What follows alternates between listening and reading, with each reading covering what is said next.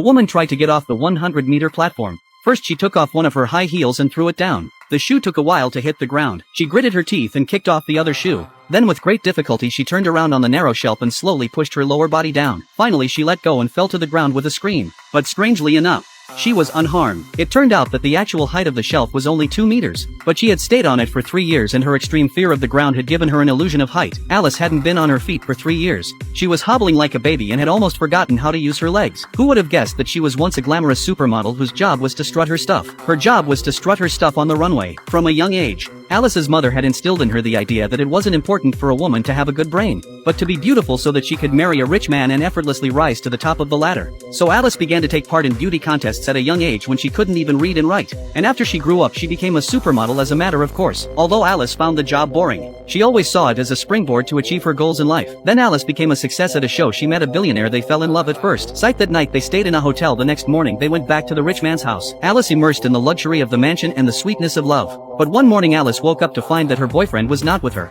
She looked around the house and finally in the living room to see her boyfriend to build a shelf on the wall. He told her that this is specially prepared for her. Alice at first thought that the shelf was for trophies or collectibles, but her boyfriend laughed and said that the shelf was for Alice and that she would be living on it from now on. This is ridiculous. Alice of course did not want to say that she still has a job. Boyfriend immediately let her quit and said not to work as a lot of people dream of life. By then the food will be rich in fancy clothes and jewelry will be sent to her, followed by her boyfriend a lot of praise. Baby, you are so different. Why do you want to live like other people's ordinary life? In order to make her boyfriend happy, Alice agreed to try. She stepped on the ladder and sat on the shelf. Every cell of her body was protesting, but she still managed to endure the discomfort and made a smile. Her boyfriend pretended not to notice her reluctance and quickly moved the ladder away from her and then tilted his head back to admire his work of art, and so Alice became one of his exhibits like a real-life Barbie doll. Soon after the two were married, the wedding took place in this room. Alice sat on a shelf in her gorgeous wedding dress, and her husband proudly showed her off to all the guests who looked up to Alice as if she were a precious collector's item. Even on her wedding night, Alice didn't come down from the shelf and her husband climbed up the ladder to spend the night with her on the shelf. At first, Alice's resistance faded because her husband was really there for her every day as she promised. He couldn't take his eyes off her when he was on the phone to take care of business and complained that his work made it impossible for her to concentrate on admiring her little baby. Moreover,